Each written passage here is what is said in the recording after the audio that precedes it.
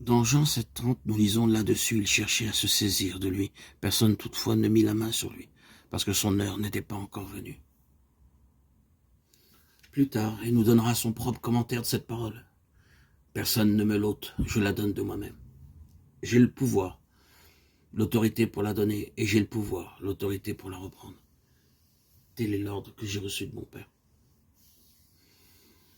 Personne ne mit la main sur lui parce que son heure n'était pas encore venue, l'heure de son autorité pour donner cette vie. La mort du Seigneur Jésus ne devait pas se ramener à un simple meurtre.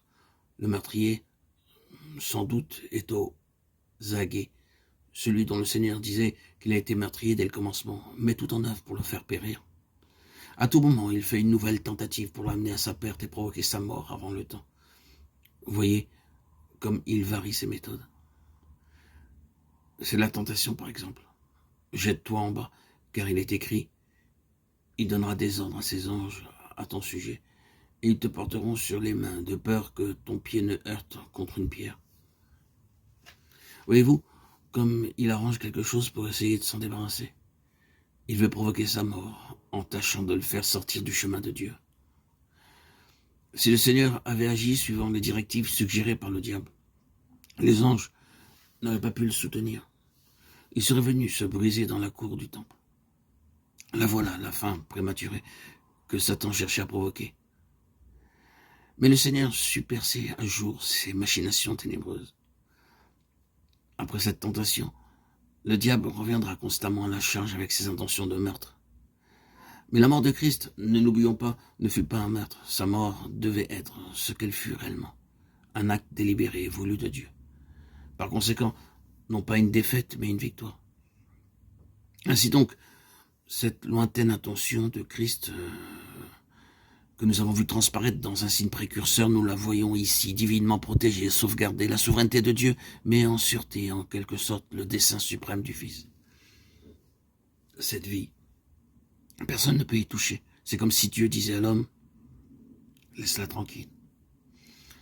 Quand elle s'en ira, cette vie-là, ce sera en vertu d'un acte réfléchi, d'un acte d'autorité. Et la même autorité, un jour, la fera réapparaître dans le triomphe de la résurrection. Mais comment donc? Oui, parce que tout cela est dans le plan de Dieu et dérive directement de sa volonté souveraine. Ainsi, n'est-il ni homme, ni démon qui puisse toucher à cette existence. C'est une grande bénédiction, bien-aimés, frères et sœurs en Christ, de pouvoir s'approprier ces certitudes et se dire que pour nous aussi, si nous possédons cette vie et si nous restons dans le chemin de Dieu, il ne saurait y avoir à notre existence de fin prématurée. Tout sera calculé et voulu, quelles que soient les apparences.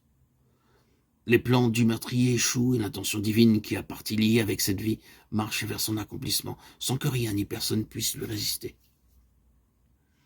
Le triomphe de la vie du Seigneur est assuré par le seul fait qu'elle est maintenue dans le chemin étroit de la volonté de Dieu. Un seul écart et plus rien ne nous protège. Car à côté du droit chemin, le meurtrier peut nous attendre. C'est dans l'obéissance seulement que la protection divine nous est assurée. Personne ne mit la main sur lui, son heure n'était pas encore venue. Du côté du Seigneur, il y avait une intention, un but prémédité. Mais pour que le but devint réalité, pour que l'objectif un jour fût atteint, il fallait que l'intention fût sauvegardée en cours de route. Maintenir constamment sa vie dans la ligne de la volonté de Dieu, voilà pour le Fils de l'homme tout le secret de la sécurité.